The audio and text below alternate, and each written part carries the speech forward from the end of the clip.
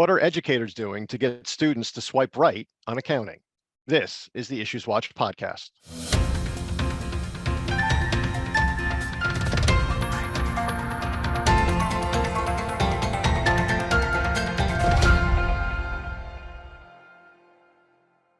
Hi, I'm Don Meyer, Chief Marketing Officer at the New Jersey Society of CPAs, and welcome to the IssuesWatch podcast. Research has shown that educators can have a strong and positive influence on a student's decision to sit for the CPA exam. As the CPA pipeline continues to face challenges, and with significant changes to the CPA exam right around the corner, accounting faculty will play an outsized role in ensuring that the profession meaningfully evolves. With me here today to discuss accounting education, the CPA exam, and the CPA pipeline are three New Jersey educators who are also CPAs and members of the NJCPA. Bridget D'Souza is an assistant professor at St. Peter's University. Welcome, Bridget. Thank you so much. Great to be here. Barry Palatnik is an associate professor at Stockton University. Welcome, Barry. Thank you. I'm very excited to be here. And Evelyn McDowell is an associate professor at Rider University. Welcome back to the podcast, Evelyn. Glad to be back. Good to see everyone. So the profession has a pipeline problem. CPA candidate numbers are down. Baby boomers, who make up more than 40% of NJCPA membership, are retiring en masse, accelerated by the pandemic. The profession has difficulty recruiting diverse candidates to the profession, thereby missing out an entire pool of potential candidates. And I recently learned about the enrollment cliff, which is an expected 20% decline in college enrollments beginning in 2026. So not a great picture. But Bridget, let's start with you. Let's kind of set the picture for your colleges and universities. Let's start with you. How are accounting enrollments at St. Peter's, and what are your students' attitudes about the CPA license and exam? So our enrollments are pretty steady. I think as I'm a CPA advisor in addition to being an assistant professor. So I'm pretty focused on this, and I'm always looking to attract new majors. So if we can kind of convince maybe a business management or marketing major to study in accounting, that's always on my radar. But so far, our enrollments look okay. I think, students who major in accounting, we are immediately telling them and informing them and educating them about the benefits of the CPA license. And I think awareness and education as early as possible, and the steps needed to get on that pathway to the CPA. And they might not choose to do it in the end, but for them to have that awareness of what the CPA license offers in terms of optionality of career paths, and then also salary potential is a compelling argument. And it's helpful. And students tend to gravitate towards that message, at least in my experience. But of course, there are exceptions. Evelyn, how about you? How are things at Rider? I'm happy to say that our applications and admitted students numbers are increasing, especially when you're looking at it over 2021. We're still not back to pre-pandemic levels. No way. We're quite a bit of ways away. But I'm happy to see the numbers are trending upward. Of course, we want more students. As Bridget said, we also want more students. I think the problem, that we have is, it's always the best kept secret, if you will. I still don't think a number of people know what accountants do. I mean, it changes so often. I mean, we do everything. I mean, we can just call it now. Some of the accounting firms are calling themselves professional services firms. Okay. And so it's not about, people call us bean counters, whatever. It's not that. I mean, our profession has changed profoundly. And I think we need to do a better job of telling people what it is that you can do with an accounting degree. No, I agree. And I want to come back to that in a little bit, but first I want to hear from Barry. What's the landscape at Stockton? Well, we have a smaller program from the beginning, but our accounting majors are down. A lot of them are moving into the finance. And, some of the things that I'm doing is I'm trying to create some opportunities with, a local CPA firm where recently we had some of our accounting students did a meet and greet at the firm, And the firm was nice enough to take all of the students to a Phillies game, all right, at the end. So it was really good meeting the partners, everyone who worked in the firm. Also, we try to bring the students to the NJCPA convention, which is a big plus to get the students engaged in the accounting profession. And the feedback I get is always very, very positive. So try to meet local CPAs through mentoring programs that we try to do it at Stockton, online, again, through our local chapter. Just try to get them connected to a CPA. Everything Bridget said and Evelyn said, it's true. I don't want to repeat it. It's exactly, we're trying to do the best. Accountants can and CPAs, do it all. But for whatever reason, we'll talk about it later, but students are not seeing that. And we do have to do a better job in getting students more knowledge on what the CPA profession provides. I mentioned in the opening that the number of students or graduates sitting for the CPA exam is down. It's been down for the last 3, 4, 5 years. And there's no shortage of speculation. And there is some research about why students aren't sitting for the CPA exam. There are a number of popular theories, including the 150-hour requirement to get licensed, the value of the license versus the effort required to get it, which we all know is significant. And some research from the Illinois Society of CPAs revealed a basic fear of failure, that a lot of graduates just are afraid of not passing the exam. So Barry, let's start with you. As an educator, what are your thoughts on why students or graduates aren't sitting for the CPA exam, and what are those graduates or students telling you? Well, when it's interesting that you made the comment on the 150 credits. Evidence and research shows that the 150 credits did not improve the rate of passing. And so we have to take a look at the 150. With that being said, with our students, in 2018, I did some research at our college and seeing if students want to sit for the CPA exam. And that was in Intermediate 1, Intermediate 2, and auditing. And in each class of roughly about 30 students, and there was 70+% that were going to sit for the CPA exam. And so the publication came out in 2018. So this was 2017. So I'm interested to do that again. But overall, it's mostly the exam. It's tough. It's hard. All right. And everyone knows about it. And that is one of the things that I hear from the students. But overall, the students that we have, the core students, they still have a lot of passion to get to that exam and to pass it.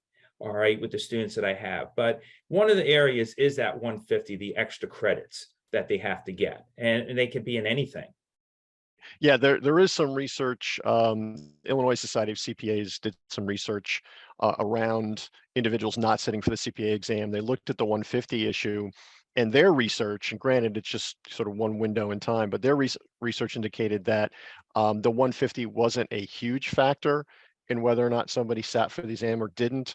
But other people have indicated anecdotally that it can be a financial burden. Getting those extra 30 credits can be a financial burden. And when you're already struggling with student loan debt, trying to get those extra 30 credits, especially when you can graduate with 120, and then, as you had mentioned, some of your students or some folks who might have normally gone into accounting are going to finance. So if you can graduate with 120 and go into finance, you don't need the extra 30, and you can still make a decent wage. That's probably, even if it's not directly impacting, the 150 probably is sort of that a little bit of a cloud over folks sitting for the exam. So Bridget, same question to you about students who aren't sitting for the exam. What are your thoughts on some of the reasons why, and what are your students telling you? Yeah, this is great dialogue, and this is so helpful. I feel that as an educator, also someone just looking at this problem and all the nuance. So two factors that I see. I mean, cost is definitely something I see with my students, and I will share that our students, the majority of them express an intent to take the CPA exam. They are convinced of its value. They see the benefits of it, and they see the long-term and short-term benefits of just having that as a goal. The students who don't want to take the CPA exam, who will say kind of flat out, I'm not interested in that path. It's from my experience, this is anecdotal. but a small minority of students, it's cost, and it's cost in terms of two factors, two kind of lenses on cost. Number one, it's the cost of the extra credits after they take their undergraduate degree. But number two, they are potentially foregoing, an opportunity at usually one of the larger firms that won't give a full-time offer until those 150 are completed. So they are potentially going to choose an alternate career, path based on where they can start working and earning money right after they get their undergraduate degree. I do think it's really important, and we have this opportunity as educators to really convince them of the benefits of staying on that path. It's a marathon, it's not a sprint.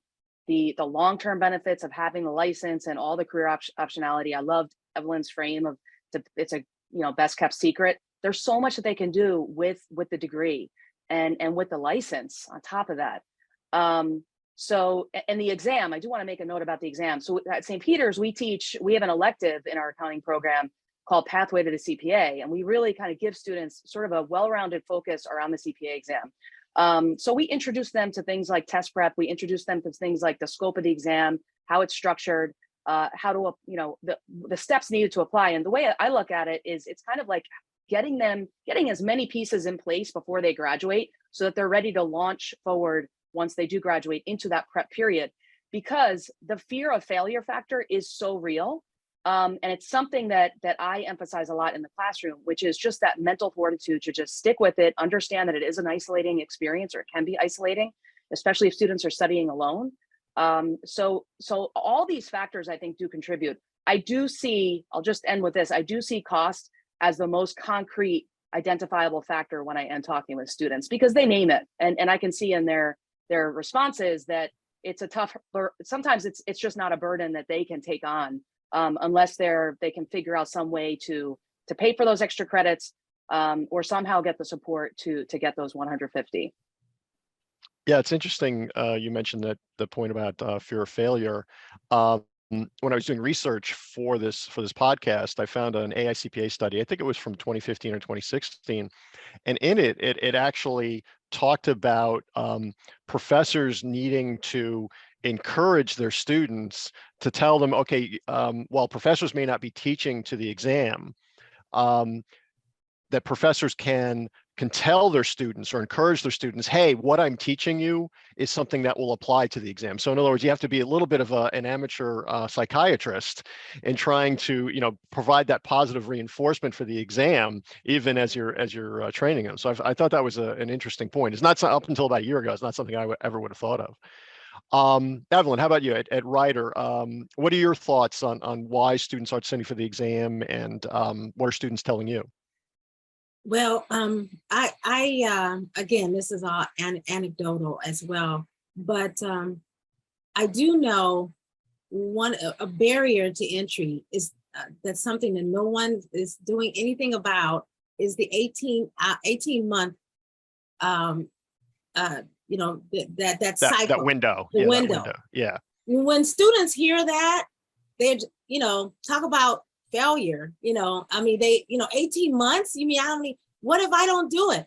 And then they hear stories about people who have taken the exam, and then the 18th month got them, and then they say, I'm not doing that, I'm not going to do it. That is huge, and we have not addressed it. Why 18 months? Why can't it be 24 months? Why can't it be a little longer? That is a big factor.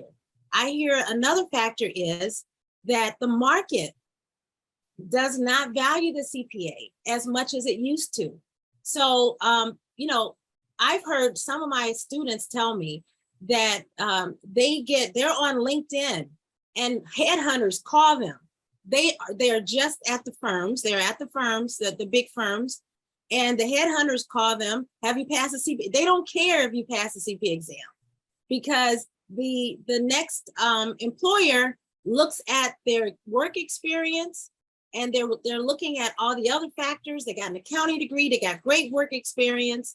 You don't have the CPA? Okay, that's okay. I still got a great job for you, and it's making a whole lot of money.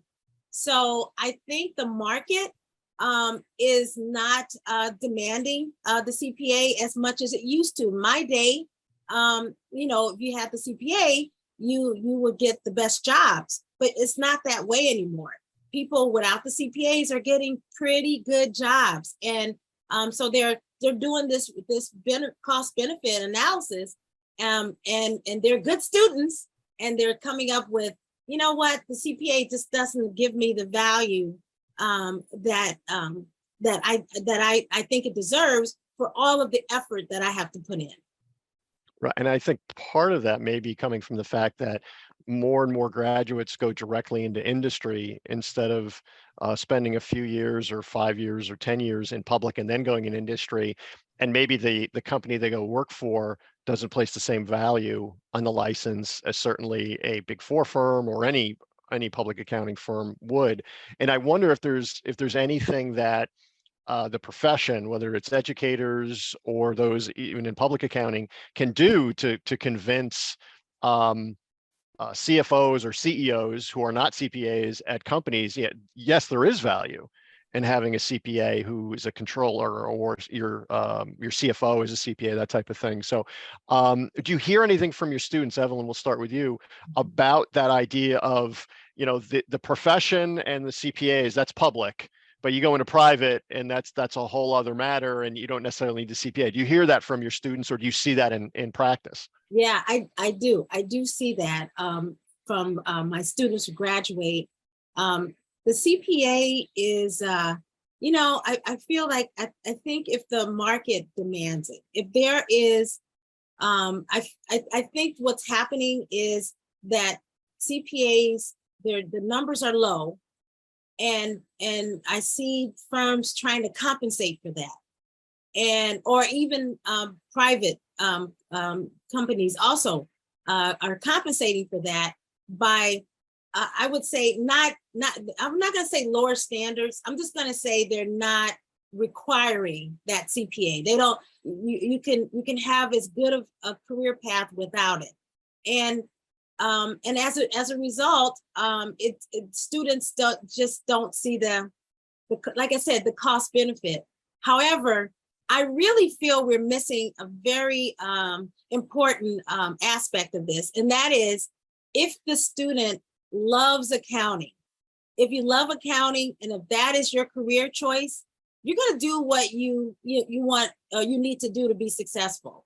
And so I think once the student gets in and they decide that they really want to stay in public accounting, then they're more apt to get that CPA. So on the private end, that's a whole nother ballgame. Right. Bridget and Barry, do you see that kind of disparity between the way a graduate looks at being an accounting and finance professional in public accounting versus private? I mean, do they think the profession is just public accounting, or do they see the profession also includes CPAs who work in private as well? Bridget, why don't we start with you? Yeah, I mean, they see what we, for the most part, what we introduce them to, and we do cover the fact that, you know, CPAs can be in public, you can be in private, can also be in the government. So that they definitely do see that spectrum. I think public is definitely attracting most students just because of the options with jobs. But there are students who will tell me, you know, and part of this, by the way, is having these intentional conversations with students and getting a sense of where they came from, how did they come to accounting, what's their interest in accounting. I really like to understand that, just because sometimes students sometimes they want to have their own business, like was mentioned. And if that's the case, there might be a benefit to going through public, getting your CPA, and then having your own business, or there might be a benefit to starting out in private, and figuring out how to learn the ropes within a private, context, and those skills and that exposure. So it partially depends, I think, on the student, of course, but the public is, I've surveyed my students. Last year I sent out a survey to all accounting majors. The interest by and large was in the public firms. I think a lot of that is the exposure issue, the fact that we promote it. It's something that is brought out a lot in the curriculum, and with respect to just the client service and sort of the audit and tax and that kind of those types of roles. So that's, yeah. And so Barry, do you have those types of conversations with your students about the public versus private? Well, absolutely. As an educator and working for a public university, generally our accounting enrollments are down. So like you said, you can get a very, very good job without being a CPA. The way that I do advise students, I will tell them this, is that as a management degree, you're not going to be hired to do accounting work, but an accounting major could be hired to do management work. And so you have just getting the accounting degree offers you a tremendous amount of ability. You could even do marketing, but a marketing major can't do accounting. So that right there, when we're revising and students don't know, we get into accounting. And it's always great where someone who's, just recently I had a marketing major who decided to go into accounting. And that's like, you want to ring a bell, okay, for that. And that was one of the students who went to the accounting firm, okay, that we did in July. And so that was an opportunity so that they could see the work. So yes, the students, they want to become a CPA. They, when they look at it, usually someone in their family is a CPA, and that is a big plus for that student. But at the same time, I try to show the students both corporate and, the CPA is the only one that can certify financial statements. And that's the big plus. And regardless of what type of employment you have, having those 3 letters after your name provides you a tremendous amount of clout. I remember for myself being a CPA, my horizons opened up, I think even more than when I got my MBA. All right. So it's has that opportunity. And so, basically, with the students at Stockton, they know the benefit of a CPA. Some of the things that we said are the obstacles, but I believe everyone is trying to shoot for that CPA license. But some of these obstacles do get in the way, but they do like the profession. Right. And do you think, you mentioned earlier about sometimes they take that job rather than going after the CPA license. And for me, I've always kind of equated it to it's a job versus a career. You can take that job out of school, but it won't necessarily lead to a career in accounting and finance. But if you become a CPA, you really have kind of like set you've taken the first step in your career. And I'm just wondering whether, right now the median age for somebody passing the exam is 25. The research does indicate that if somebody doesn't pass the exam a few years out of school, that they're less likely to pass it. Do you think there's a possibility that passing the CPA exam could be something that somebody does 10 years into their career, 15 years into their career? Maybe it didn't work for them when they were 22 or 23, but maybe it works for them when they're 32 or 33. I mean, Barry, what do you think of that? Well, I passed the CPA exam 5 years after graduating from my undergraduate degree. All right, so exactly your stats, mirror what I did. I think at any time, we do have some adult learners that are at Stockton. I don't think we really should. The data shows that what you said, that later on it's less likely to pass. But I think what I try to tell the students to go out there quickly. Now, some people will say to get a little bit more experience and then sit for the exam.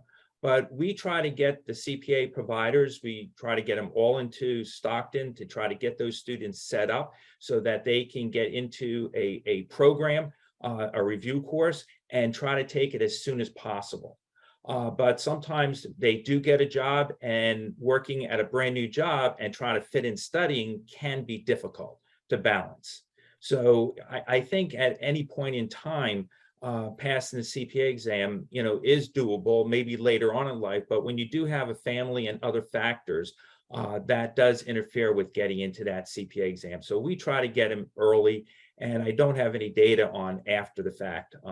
Some of the students do text me or email me that they passed the exam, but usually it's within that 5-year period.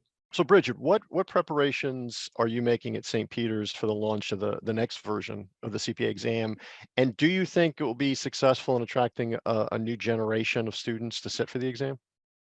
Yeah, I'm excited about the new format of the exam. I think it's great, the process that was undertaken to kind of shift towards this new model, because it reflects just, you know, the profession sort of going out to the market, also talking to educators, understanding students, and kind of like just revigorating and kind of bringing new new imagination to kind of how we can better tailor the exam to what's needed.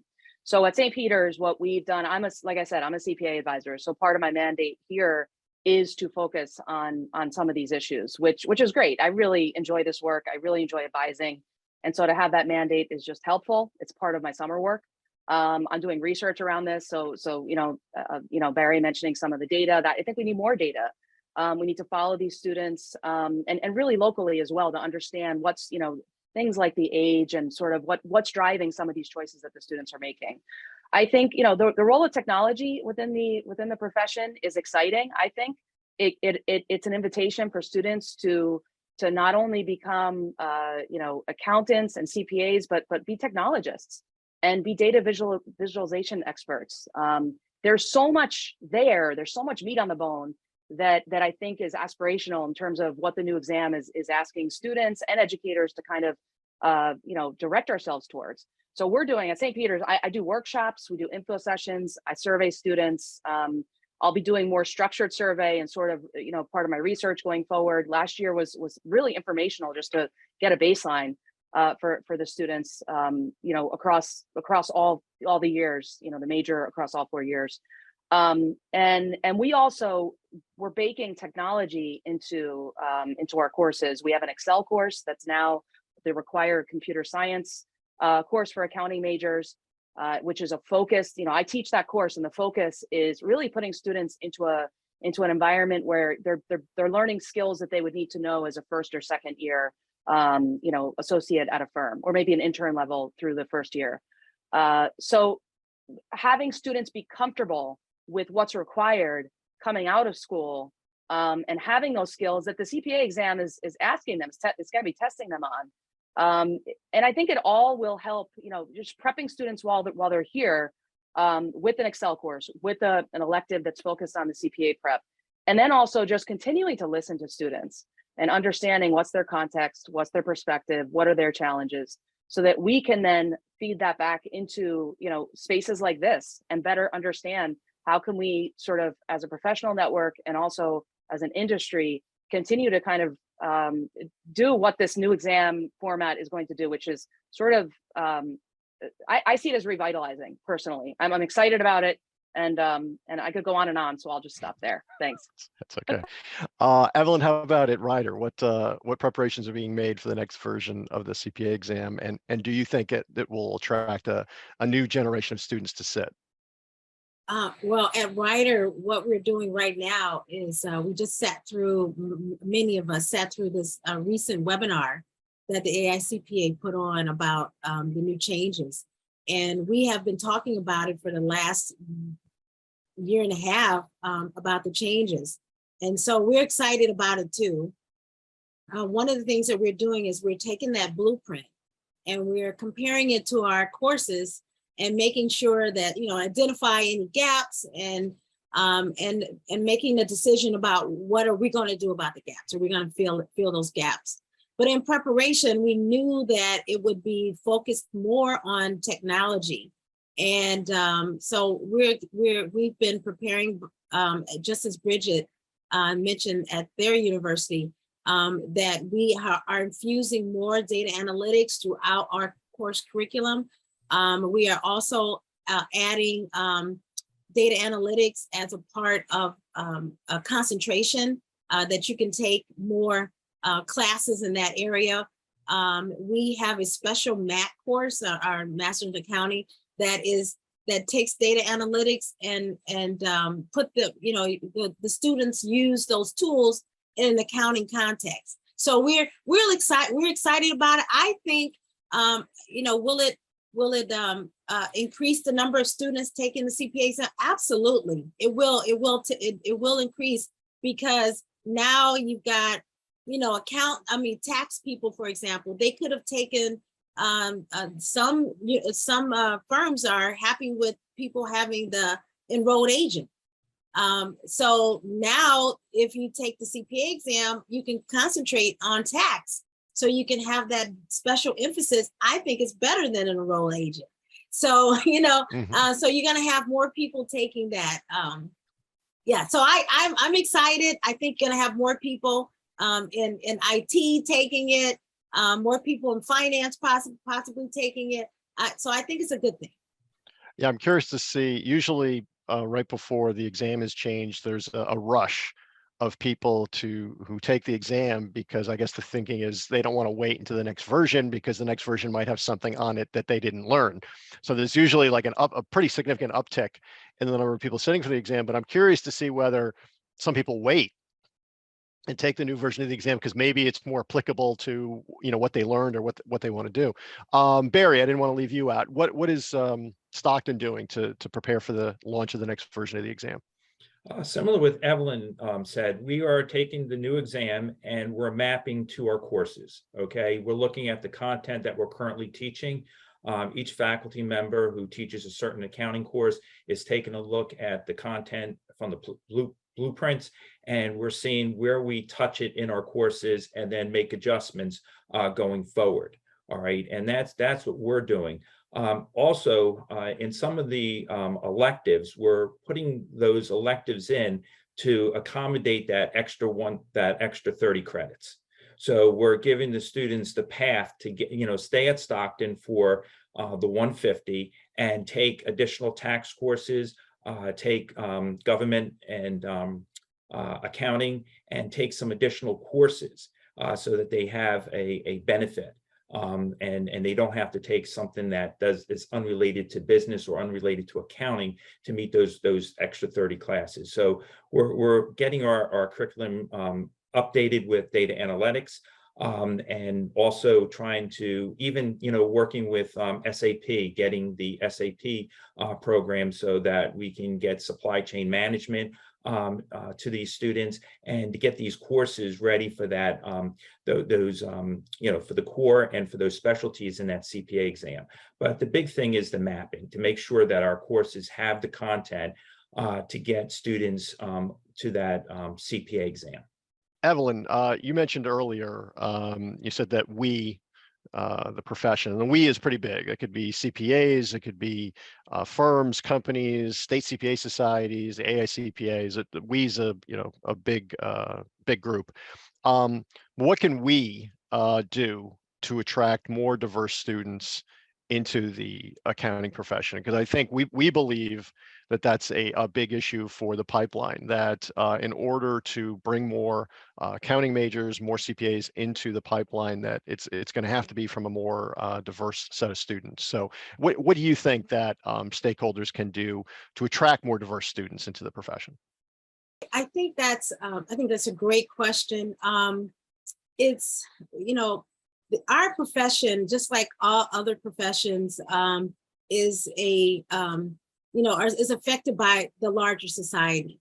I like to think about these issues as something that we need to focus on with our lobbying dollars to make our American society more equitable.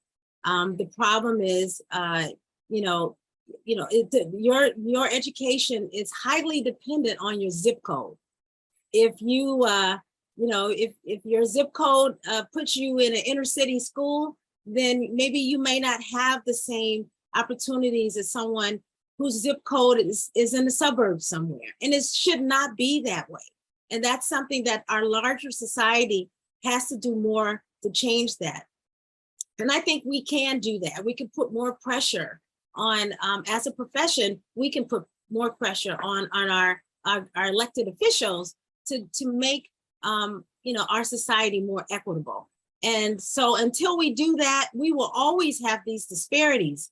We've got to correct those historical wrongs in order to do that.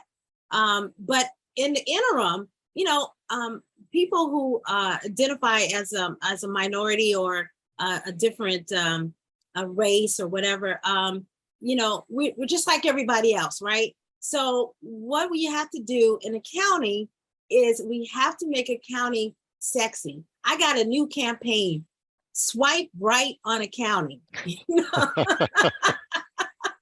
I'm gonna write that down. Yeah, swipe right on accounting. We have got to, you know, compare when you compare accounting to other degrees, or other professions.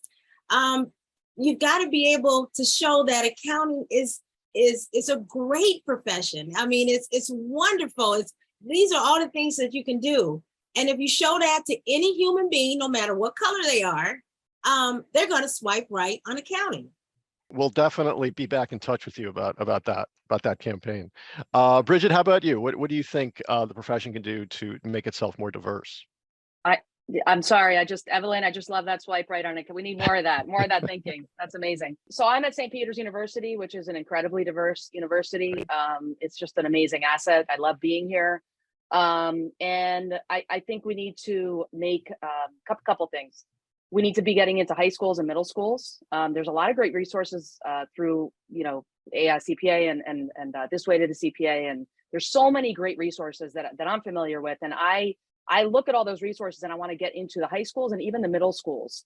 You know, there are connections between middle schools, you know, middle school algebraic math and the math that we're using at the core of like cost accounting and financial accounting. I mean, some of that basic arithmetic and algebra, which creates these, I see it as a potential to kind of really get in front of students who are young and give them imagination about what's possible for careers in accounting.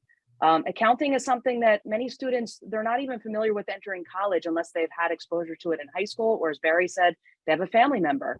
Well, we have to be really positive and proactive around making exposure more, you know, having more channels of exposure. So I think I live in Jersey City, and we're a diverse school district. So like, that's something I'm focused on. I really want to get into the schools here and kind of like explain more about what accounting is and what's possible. Accounting is empowering. So I think, you know, again, I'll add, it won't be as good as the swipe right, but like the whole, like, accounting is empowering. That's what I share with my students. It's an empowering skill set. If you understand accounting, and this has been said before in the discussion, you can go into many different spaces. You can be a financial, you can be in public, you can be in different industries. You can also help out in a civic sense. Like everything Evelyn said, I totally agree with. We need to change the paradigm on so many levels. A lot of this is structural. We need accountants to help do that, to help unpack some of the civic math. And I think explaining to students, this is some of what you can do with your skill set. You can have an impact in your community. You can have an impact in spaces that may not be necessarily for profit, but you can still have an impact. And I think that is something that is important as well.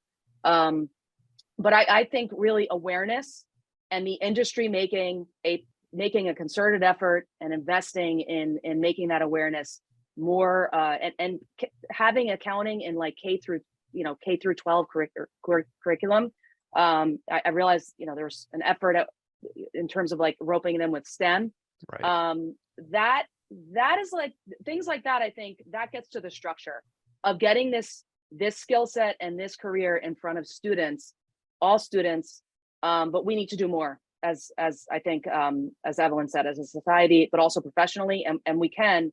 And I just want to say, like, in this space of us dialoguing, if there's opportunity to do that, I think we should seek out opportunities to team around that.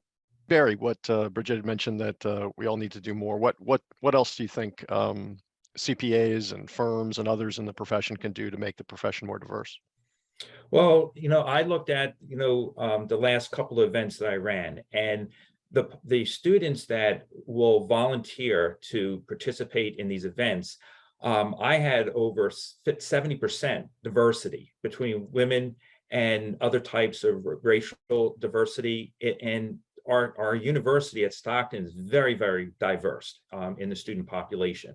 Most of the classes are mostly, I would say, at least 40% male and 60% females. All right, so we definitely have a lot more females in the accounting versus the males. I think everything that Bridget and Evelyn said is right on point. Whenever there's opportunities through the CPA review courses or through the NJCPA or any of the other organizations, I always present it to the students. It could be, you know, it could be for gender, or it could be for racial type of recruitment. I try to get it out the word. And also the profession is just a great profession. The last, you mentioned about the high schools. Not to mention the high schools, I was able to get into one high school near Stockton, and it wasn't diverse, and I got in immediately. And the other high school, it took me about 3 to 6 months to get an answer to get into that high school, which is extremely diverse. But I stayed with it, and it was pay it forward through the NJCPA, and I was able to get in there. And the classroom was very, very diverse in there. And even the principal came in and just was so thankful that we came in and showed the students the, you know, what the profession is. So again, I think getting into the high schools, some of the high schools do not teach accounting in New Jersey, but the ones that do, we should definitely make sure that we focus, and also the ones that don't have accounting, we have to get the word out there, that, you know, that it's good for any population. It's just a great profession for students, especially if someone wants a work-life balance between, you know, working and raising a family. It's just a great profession to be in, to be part of. And you mentioned, Barry, the society's high school career awareness program. That has been a point of frustration for us, trying to get into inner city or more diverse schools. That's been a point of frustration for us for 15 years. We try and get into schools in places like Newark and Camden and others, and it's so difficult, and it's unfortunate because we have scholarship money. We want to talk about these great opportunities, but sometimes it gets a little tricky. But you got to keep trying. You got to keep trying. I think next time we'll have you back. We talked a lot about recruitment. How do you bring folks into the accounting profession? I know particularly when it comes to diverse audiences, maybe even a bigger issue is retention. Because a lot of folks, you mentioned more than 50% of accounting graduates are women, but you don't see that necessarily reflected in individuals sitting for the exam or in leadership positions and firms and in the C-suite. So I think retention is something that we can also talk a lot about, but that'll have to be another podcast. So I want to thank you all so much for joining us today. This was a great conversation. Thank you so much. Thanks for having us. Thank you. Yeah, great to be here. Thank you all for listening and watching. To learn more about the CPA Pipeline Challenge and the profession's efforts to address it, visit njcpa.org/pipeline.